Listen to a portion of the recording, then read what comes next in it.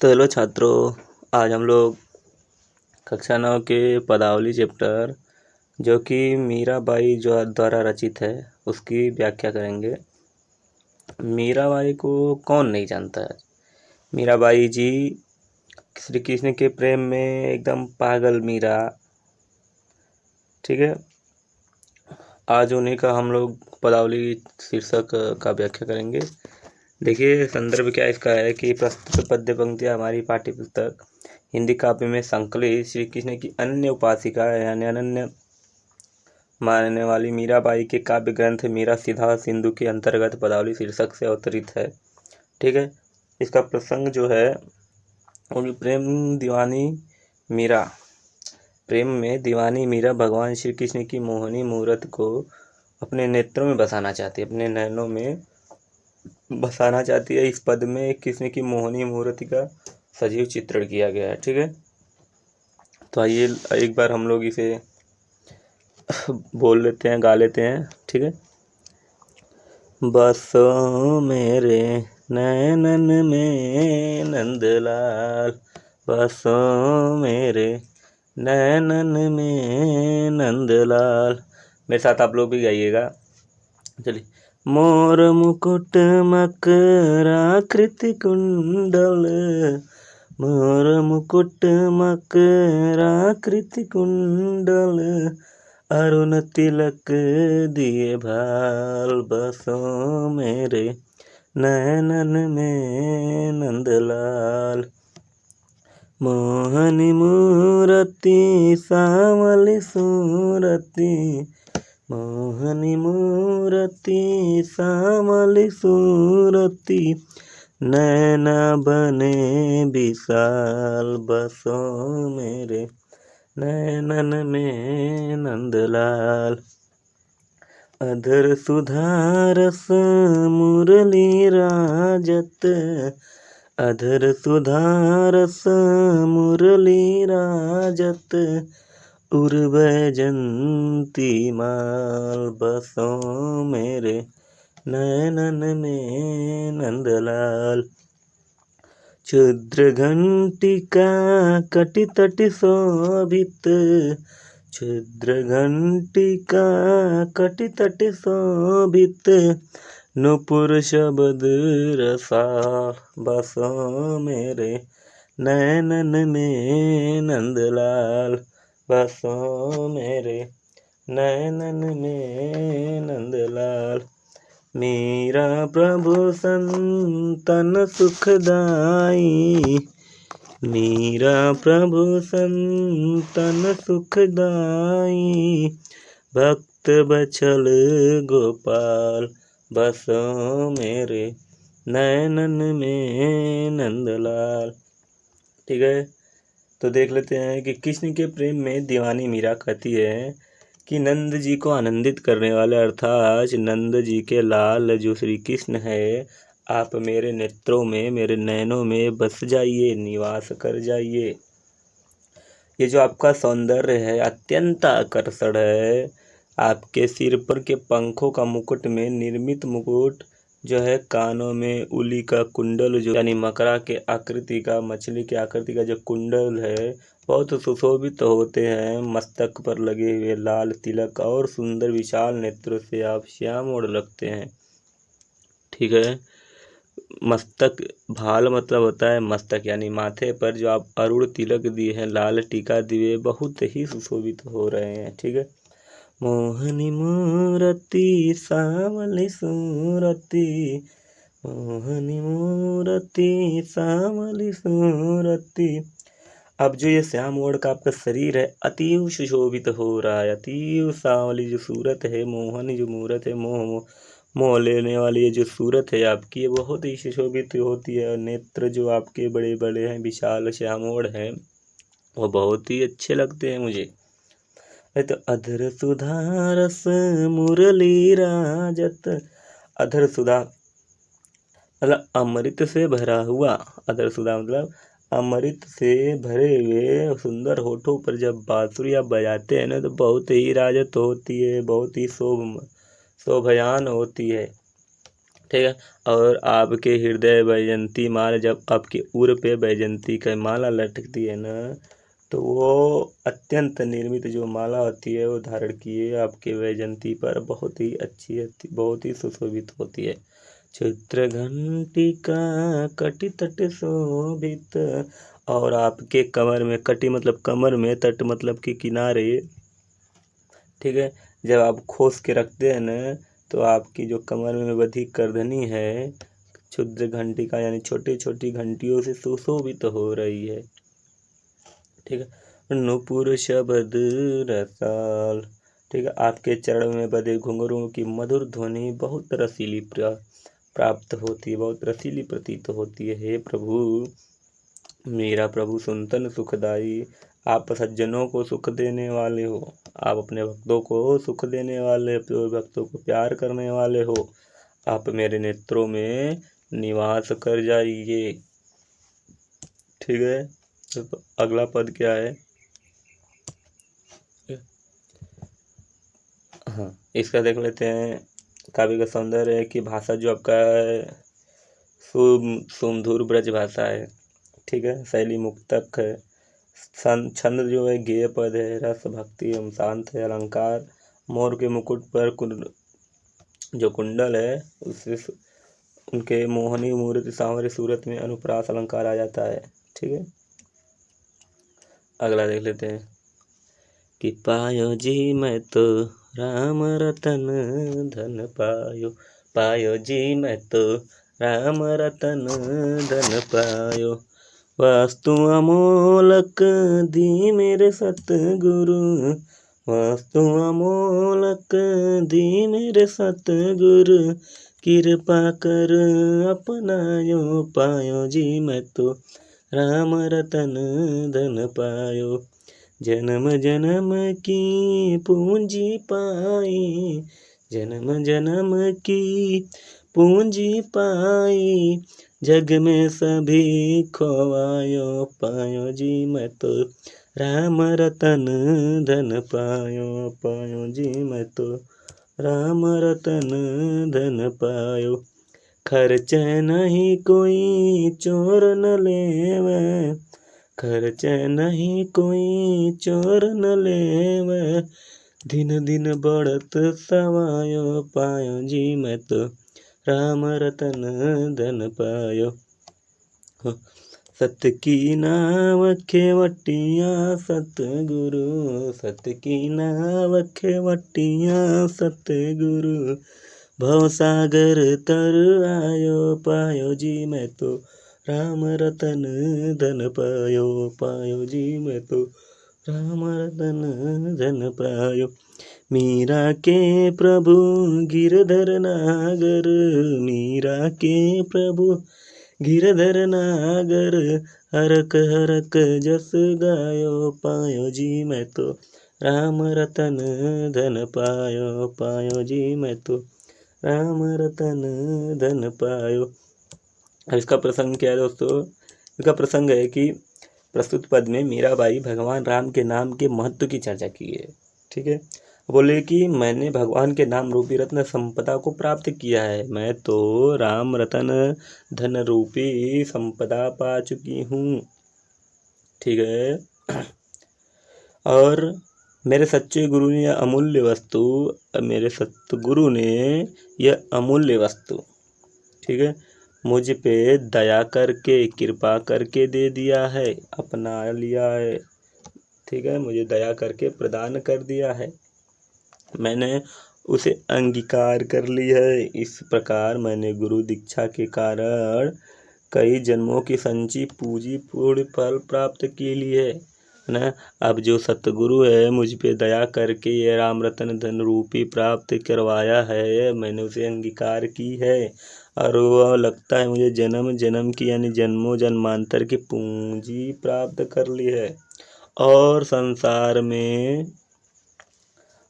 संसार की सारी मोहमाया को त्याग कर दिया, ठीक है। जग में सभी खोया, और जग में यानी संसार में सब मोहमाया को मैंने त्याग कर लिया हूँ, बस केवल राम रतन धन रूपी प्राप्त करने के लिए।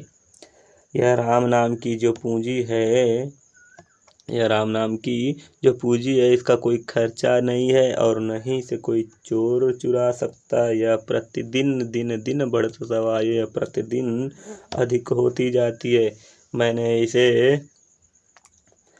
इसे सत्य नाम यानी ईश्वर के नाम रूपी नौका पर सवार होकर मैंने इसे सत्य नाम यानी नाव रूपी सतखेवटिया मतलब कि नाव को खेने वाला, ठीक है, नौका पर सवार होके जिसके केवट मेरे सच्चे गुरु हैं, जिसके केवट मेरे सत्य गुरु हैं यानी सच्चे गुरु हैं, संसार रूपी सागर को पार कर लिया है, जिससे मैंने संसार रूपी भवसागर को पार कर लिया है। अंत में मीराबाई कहती हैं कि गिरधर नागर अर्थात श्री कृष्ण की ही एकमात्र मेरे स्वामी है, मेरे प्रभु हैं। हरक हरक हरक मतलब मैं प्रसन्न होकर उनका गुणगान जस यानी गुणगान गाती हूँ, गा रही हूँ, ठीक है।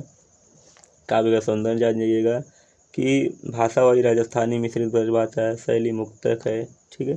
छंद गेय पद है, रस शांत है और भक्ति है, अलंकार अनुप्रास और रूपक है, ठीक है। अगला पद देखते हैं कि माई रे मैं तो लियो गोविंद मोल, माई रे मैं तो लियो गोविंद मोल, कोई कहे छाने कोई कहे चुप के, कोई कहे छाने कोई कहे चुप के, लियो रे बजंता ढोल, मायरी मैं तो लियो गोविंद मोल, कोई कहे सुहांगो कोई कहे मुहांगो, कोई कहे मुहांगो कोई कहे सुहांगो, लियो रे तराज तोल, मायरी मैं तो लियो गोविंद मोल, कोई कहे कारो कोई कहे गोरो, कोई कहे कारो कोई कहे गोरो, लियो रिया मोलक मोल, मायरी मैं तो लियो गोविंद मोल, यहीं को सब जानत है, यहीं को सब जानत है, लियो रे आँखें खोल,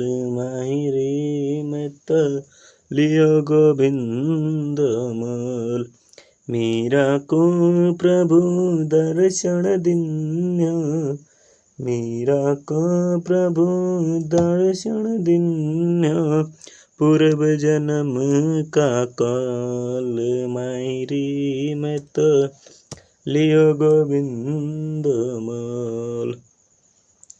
अब प्रस्तुत पद में मीरा श्री कृष्ण से अपने सच्चे प्रेम को निसंकोच भाव से स्वीकार कर रही है, मोल कर रही है, खरीद रही है, ठीक है। मीरा कहती है कि मैंने तो अपने गोविंद अर्थात श्री कृष्ण को मोल ले लिया हूँ, खरीद ले ली हूँ। लोग मेरे इस प्रेम व्यापार पर नाना प्रकार के आक्षेप करते हैं, बहुत प्रकार से आक्षेप लगाते हैं। कोई कहता है, कोई कहे छाने, कोई कहता है चोरी से ले लिया है, कोई कहता है मैंने चुपके से लिया है, कोई कहता है कि मैंने चोरी से लिया है, कोई कहता है कि मैंने छिपने से छिप कर अपनाया है, ठीक है। मैंने उससे चुपचाप प्रेम संबंध जोड़ा है नहीं, पर मैंने तो ढोल बजा कर ली हूँ, मैं तो सभी को बता कर ली हूँ, बता कर उसे अपनाया है। कोई कहता है कि यह सौदा बड़ा महंगा है, कोई कहता है कि यह सौदा बड़ा महंगा है, कष्टदायक है, और कोई कहता है कि मैंने श्री कृष्ण को बड़े सस्ते में प्राप्त कर लिया है, सहज प्रयत्न से पा लिया है, पर मैंने उसे सब प्रकार से परख कर हृदय रूपी तराजू से तौल कर मोल लिया हूँ, ठीक है।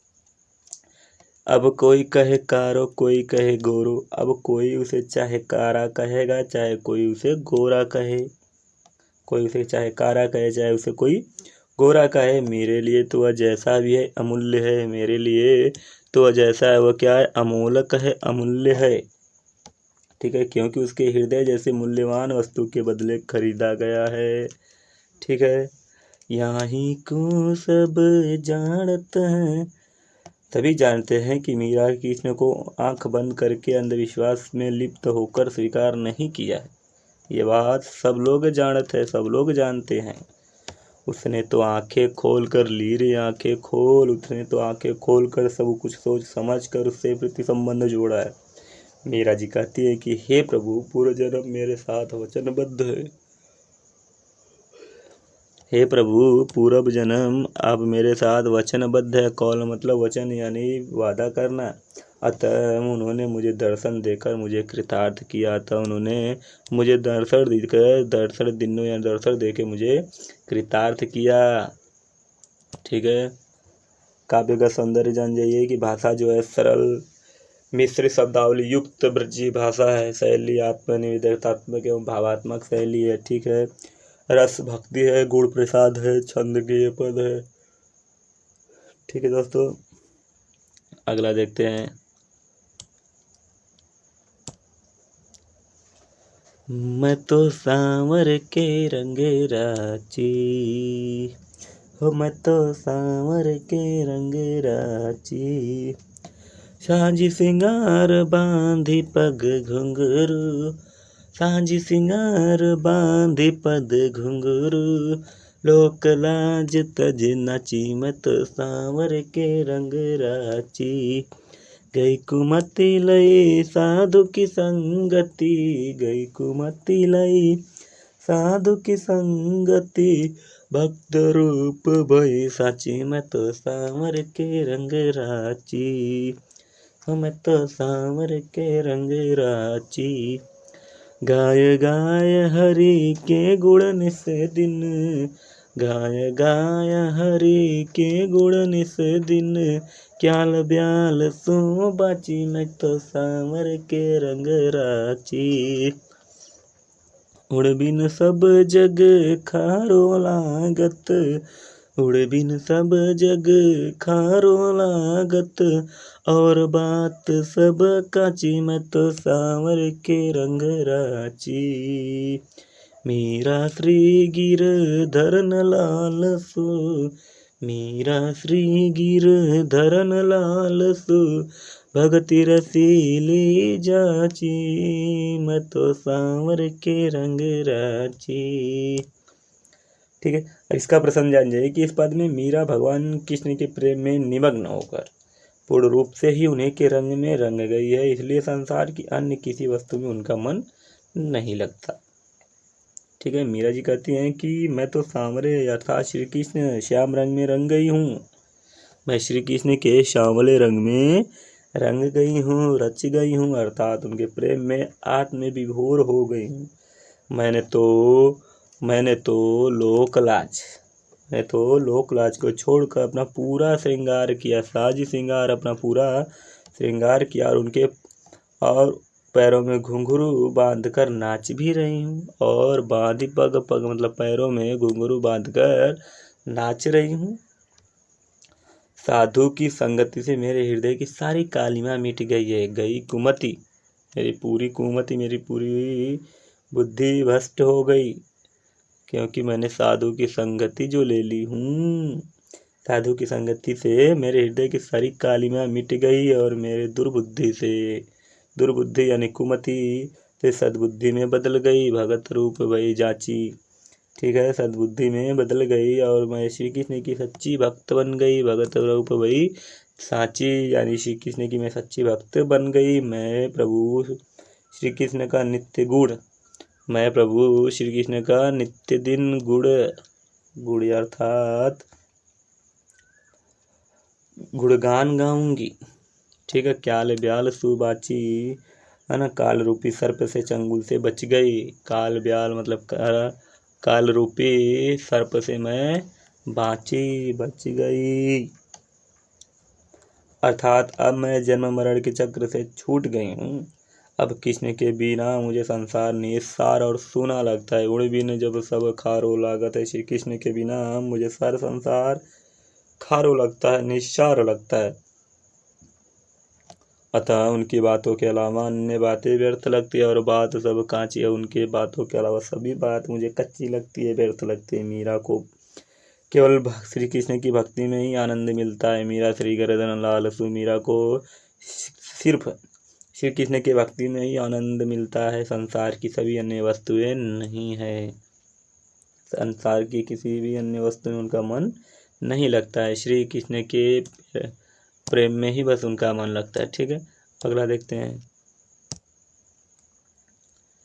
हो मेरे तो गिरधर गोपाल दूसर न कोई, दूसर न कोई, मेरे तो गिरधर गोपाल दूसर न कोई, जाके सिर मोर मुकुट मेरो पति सोई, जाके सिर मोर मेरो पति सोई, मेरे तो गिरधर गोपाल दूसर न कोई, तात मात भ्रात बंधु आपन हो न कोई, तात मात भ्रात बंधु आपन हो न कोई, छाड़ दही कुल की कहानी कहाँ करी है कोई, मेरे तो गिरधर गोपाल दूसर हो न कोई, संतन ढींग बैठी बैठी लोक लाज खोई, असुवन जल सींची सींची प्रेम बेली बोई, अब तो बेल फैल गई आनंद फल होई, भगति देख राजी हुई जगति देखी रोई, दासी मीरा लाल गिरधर तारो अब मोई, मेरे तो गिरधर गोपाल दूसर न कोई, मेरे तो गिरधर गोपाल दूसर न कोई।